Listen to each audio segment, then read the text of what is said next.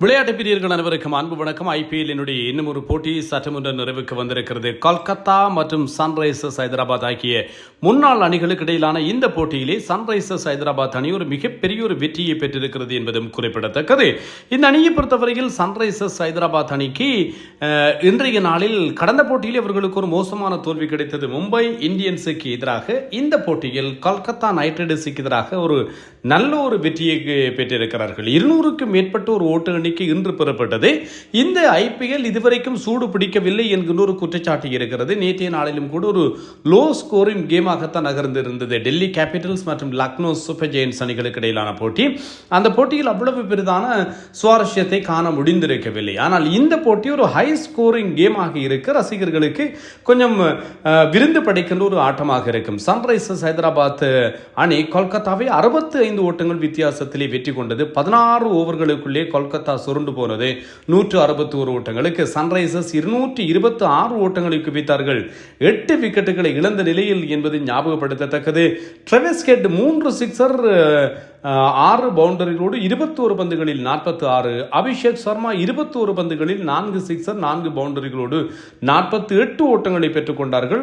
ஆரம்ப விக்கெட்டுக்கு பவர் பிளேயிலேயே 82 ஓட்டங்கள் பெறப்பட்டன. வெறுமனே 34 பந்துகளில் பவர் பிளே நிறைவுக்கு வருவதற்கு 2 பந்துகள் மீதம் இருந்தது. 34 பந்துகளில் 82 ஓட்டங்களை பெற்றுக் கொண்டார்கள். ட்ரெவிஸ் ஹெட்டும் அபிஷேக் சர்மாவும் அடித்து நொறுக்கினார்கள் என்று சொல்லலாம். முதலாவது விக்கெட்டாக ட்ரெவிஸ் ஹெட் ஆட்டமிழந்தார். அதனைத் தொடர்ந்து சரிவு அப்படியே தொடர்ந்தது. ஆனால் ஹென்ரிச் கிளாசன் அதற்கு பின்னர் நின்று நிலைத்து அணியை தூக்கி பிடித்தார் என்று சொல்லலாம். 35 பந்துகளில் 52 ஓட்டங்களை பெற்றுக் கொண்டார். சன்ரைசர்ஸ் ஹைதராபாத்துக்காக அதிகமான சிக்சர்கள் விளாசியவர்கள் வரிசையில் ஹென்ரிச் கிளாசன் 44 இன்னிங்ஸ்களில் 90 சிக்சர்களை விளாசி இருக்கிறார். முதலிடத்தில் டேவிட் வார்னர் 96 இன்னிங்ஸ் 95 இன்னிங்ஸ்களில் 143. அபிஷேக் சர்மா தன்னுடைய 101வது சிக்ஸரை இன்று விளாசினார் 76 இன்னிங்ஸ்களிலே. Heinrich Klaasen 44 90, Williamson 76 64, Travis Head 30 இன்னிங்ஸ்களிலே 50 சிக்ஸர்களை விளாசி இருக்கிறார் என்பதும் நினைவுபடுத்தக்கூடிய ஒரு விஷயம். அப்படி ஹென்ரிச் கிளாசன் 52 ஓட்டங்களை பெற்றுக் கொடுக்க, நிதிஷ்குமார் ரெட்டியும் 39 ஓட்டங்களை பெற 226 ஓட்டங்கள் பெறப்பட்டது. 8 விக்கெட்டுகளை இழந்த நிலையில் வைபவ் அரோரா 47 ஓட்டங்களுக்கு 2 விக்கெட்டுகள். Blessing Muzarabani Pakistan super league போட்டிகளில் இருந்து அங்கே விளையாட மறுத்து இவர் இந்தியன் பிரீமியர் லீக் போட்டிகளுக்கு திரும்பி இருந்தார். இப்போது அவர்தான் பர்பிள் கேப் ஹோல்டராக இருக்கிறார். 4 விக்கெட்டுகளை இந்த போட்டியிலே கைப்பற்றி அதிகமான விக்கெட்டுகளை கைப்பற்றியவராக இருக்கிறார் 41 ஓட்டங்களுக்கு. சுனில் நாராயண் 4 ஓவர்கள் 39. வருண் சக்கரவர்த்தியை பற்றி கடந்த போட்டியிலே உங்களுக்கு நான் சொல்லி இருந்தேன். வருண் சக்கரவர்த்தியினுடைய கரியர் தீர்மானிக்கப்பட போகின்ற ஒரு ஐபிஎல் ஆக இந்த ஐபிஎல் இருக்கும் என்று சொல்லி நான் ஒரு எச்சரிக்கையை விடுத்திருந்தேன். அதற்கு பின்னர் பார்க்கின்ற போது கிருஷ்ணமாச்சாரி ஸ்ரீகாந்தும் இதே மாதிரியான ஒரு கருத்தை சொல்லி இருக்கிறார். இவர் கூகுளி பந்துகளை மட்டும் வைத்துக் கொண்டு ஒன்றும் செய்ய முடியாது. நீங்கள் ஒரு மிஸ்ட்ரி ஸ்பின்னர் என்று சொல்லி ஹிஸ்டரி வைத்துக் கொண்டிருந்தீர்கள். ஆனால் ஹிஸ்டரியிலே இடம் இல்லாத வகையில் உங்களுடைய மிஸ்ட்ரி காணாமலாக்கப்பட்டு விடும் என்று சொல்லி ஒரு கிருஷ்ணமாச்சாரி ஸ்ரீகாந்த் சொல்லி இருக்கிறார். லெக் பிரேக் பந்துகளை வீசி நீங்கள் என்ன செய்ய வேண்டும் என்று சொன்னால் வலக்கை துடுப்பாட்ட வீரர்களுக்கு பந்து வெளியில் திரும்புகின்ற அளவிற்கு நீங்கள் செய்ய வேண்டும். அப்படி பந்துகளை வீசி சிரமப்படுத்துங்கள் என்று சொல்லி அவர் சொல்லி இருக்கிறார். ஆகவே நீங்கள் ஒரே மிஸ்ட்ரி கூகுளி பந்துகளை மட்டும் வைத்துக் கொண்டு வித்தை காட்ட முடியாது. புதுவிதமாக நீங்கள் உங்களிடம் ஏராளம் வேரியேஷன் இருக்கிறது, அதனை பயன்படுத்த வேண்டும் என்று சொல்லி இந்த வருண் சக்கரவர்த்தியினுடைய கரியர் நன்றாகத்தான் போய்கொண்டிருந்தது. அமெரிக்காவிற்கு எதிராக 24க்கு 1, நமீபியாவிற்கு எதிராக 7க்கு 3, பாகிஸ்தானுக்கு எதிராக 17க்கு 2, நெதர்லாந்துக்கு எதிராக 14க்கு 3 என்று குழுநிலை ஆட்டங்கள் எல்லாவற்றிலும் மிகச்சிறப்பாக இவர் ஆடிக்கொண்டிருந்தார். 2020 வேர்ல்ட் கப்லே மொத்தம் இவர் 9 விக்கெட்டுகளை குழுநிலை ஆட்டங்களிலே கைப்பற்றினார். ஆனால் இந்த நாக் அவுட் ஆட்டங்கள் வருகின்ற போது, சூப்பர் 8 ஆட்டங்கள் வந்தபோது அங்கேதான் சிக்கினார். அதுவும் தென்னாப்பிரிக்கா வந்த வரத்திலேயே ஆரம்பத்திலேயே விக்கெட்டுகள் விழுந்தாலும் கூட இந்த டெவால் பிரேவிஸ் மற்றும் டேவிட் மில்லர் ஆகியோர் தான் வருண் சக்கரவர்த்தியினுடைய தன்னுடைய கரியரினுடைய முடிவை ஆரம்பித்து வைத்தவர்கள். அந்த போட்டியில் அடித்தார்கள் ஒரு அடி வருண் சக்கரவர்த்தி. அந்த போட்டிக்கு பின்னர் இன்று வரைக்கும் நான் ஒவ்வொரு போட்டியையும் உற்று அவதானித்துக் கொண்டிருக்கிறேன். இன்று வரைக்கும் வருண் சக்கரவர்த்தியிடம் எது விதமான கான்பிடென்ட்டையும் காண கிடைக்கவில்லை. அந்த அடியோடு நிலை குலைந்தவர் தான் வருண் சக்கரவர்த்தி. அந்த போட்டியில் 47 ஓட்டங்களை விட்டுக் கொடுத்தார், ஒரு விக்கெட்டை தான் கைப்பற்றினார். அதற்கு பின்னர் ஜிம்பாப்வேக்கு எதிராக 35-1, மேற்கிந்திய தீவுகளுக்கு எதிராக 40-1, இங்கிலாந்துக்கு எதிராக 64-1, நியூசிலாந்துக்கு எதிராக இறுதிப் போட்டியில் 39-1. இது T20 உலக கிண்ணத்திலே. IPL போட்டிகளில் இவர் தடுமாறுவார் என்று சொல்லி கணித்திருந்தேன். 48 ஓட்டங்கள் மும்பைக்கு எதிராக, விக்கெட்டுகள் கிடைக்கவில்லை. ரோஹித் சர்மா பிரித்து மேய்ந்திருந்தார். இன்றும் கூட வெறுமனே 2 ஓவர்கள் தான் வருண் சக்கரவர்த்திக்கு கொடுத்திருந்தார்கள். கொல்கத்தாவினுடைய பந்து வீச்சு பலமே வருண் சக்கரவர்த்தியும் சுனில் நரயனையும் தங்கித்தான் இருக்கிறது. ஆனால் வருண் சக்கரவர்த்தி 2 ஓவர்கள் 31 ஓட்டங்கள், விக்கெட் இல்லை.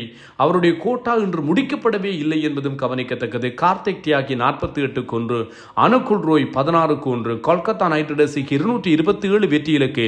ஃபின் அலன் பிரித்து மேய்ந்தார். முதல் 6 பந்துகளிலே 28 ஓட்டங்களை பெற்றுக்கொண்டார். டேவிட் பயனுடைய பந்து வீச்சிலே இவர் இங்கிலாந்துடைய 34 வயதான ஒரு வீரர் என்பதும் ஞாபகப்படுத்தத்தக்கது. 35 வயதுகளை கடந்திருக்கின்ற ஒரு வீரர். இங்கிலாந்து அணிக்காக இவர் ஒரே ஒரு நாள் போட்டிகளிலே தான் ஆடியிருக்கிறார். ஆனால் கழகமுட்ட போட்டிகளிலே காட்டிய திறமையின் அடிப்படையில் 35 வயது கடந்ததற்கு பின்னர் IPL போட்டிகளிலே ஏலத்துக்கு வந்து எடுக்கப்பட்ட ஒரு வீரர் என்று சொன்னால் அது ஒரு பெருமைக்குரிய ஒரு விஷயமாகத்தான் பார்க்கப்படுகிறது. அப்படியான டேவிட் பயன் இன்று முதலாவது ஓவரிலேயே ஃபின் அலன் மிகச் சிறப்பாக ஆடியிருந்தார், அடித்து நொறுக்கி இருந்தார் என்று சொல்லலாம். ஆனால் 2வது ஓவரை வீச வந்த ஹார்ஷ் டுபே ஃபின் அலனை ஆட்டமிழக்க செய்திருந்தார்.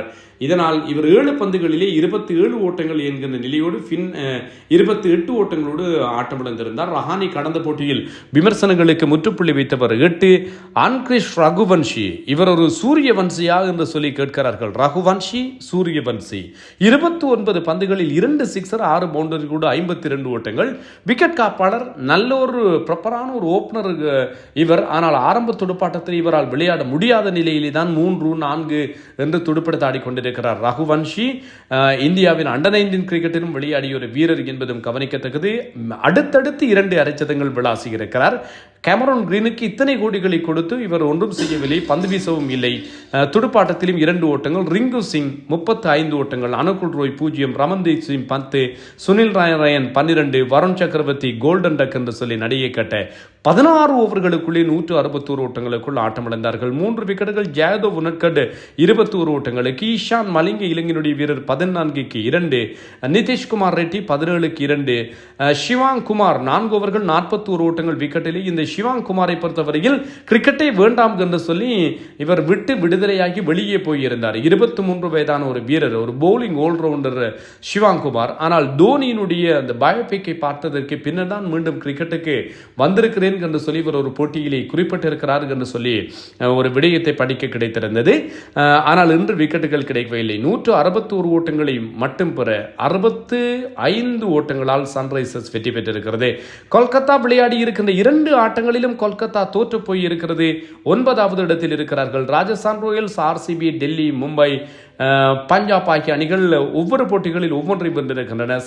சன்ரைசர்ஸ் 2வது போட்டியில் ஒன்றை வென்றிருக்கிறது. குஜராத், லக்னோ மற்றும் சென்னை ஆகிய அணிகள் தலா ஒவ்வொரு போட்டிகளிலே விளையாடி அதிலே தோற்றிருக்கின்றன. கொல்கத்தா 2 ஆட்டங்கள் 2லும் கொல்கத்தா தோற்று போயிருக்கிறது என்பதும் ஞாபகப்படுத்தத்தக்கது. இலங்கையினுடைய வீரர் நுவான் துஷார ஸ்ரீலங்கா கிரிக்கெட்டுக்கு எதிராக வழக்கு தொடர்ந்திருக்கிறார். RCBக்காக IPL ஒப்பந்தமாகி இருந்தவர் NOC என்று சொல்லப்படுகின்ற நோ ஒப்ஜெக்ஷன் சர்டிபிகேட்டை வழங்கவில்லை ஸ்ரீலங்கா கிரிக்கெட். ஆகவே என்னுடைய ஒப்பந்தம் கடந்த 31ஆம் தேதியோடு முடிவுக்கு வந்திருக்கிறது. நான் ஒப்பந்தத்தை புதுப்பித்துக் கொள்ள விரும்பவில்லை. தேசிய தேர்விலும் என்னை கவனத்தில் கொள்ள தேவையில்லை. நான் IPL போட்டிகளில் ஆடுவதற்கு ஆர்வமாக இருக்கிறேன், எனக்கு NOC வேண்டும் என்று சொல்லி கூறியிருக்கிறார். ஸ்ரீலங்கா கிரிக்கெட்டினுடைய தலைவர் ஷம்மி சில்வா, ஆஷ்லி சில்வா உள்ளிட்ட பல பிரபலங்கள் முக்கியஸ்தர்களுக்கு எதிராக இவர் மனு தாக்கல் செய்திருக்கிறார். வருகின்ற 9ஆம் தேதி அந்த வழக்கு விசாரணைக்கு வருகிறது என்பதும் ஞாபகப்படுத்தத்தக்கது. இது தொடர்பாக இன்னும் ஒரு காணொளியில் விரிவாக பேசுவோம். நான் தில்லியம்பலம் தரணிதரன். மறக்காமல் எங்களுடைய YouTube சேனலை சப்ஸ்கிரைப் செய்யுங்கள், நண்பர்களோடும் பகிர்ந்து கொள்ளுங்கள்.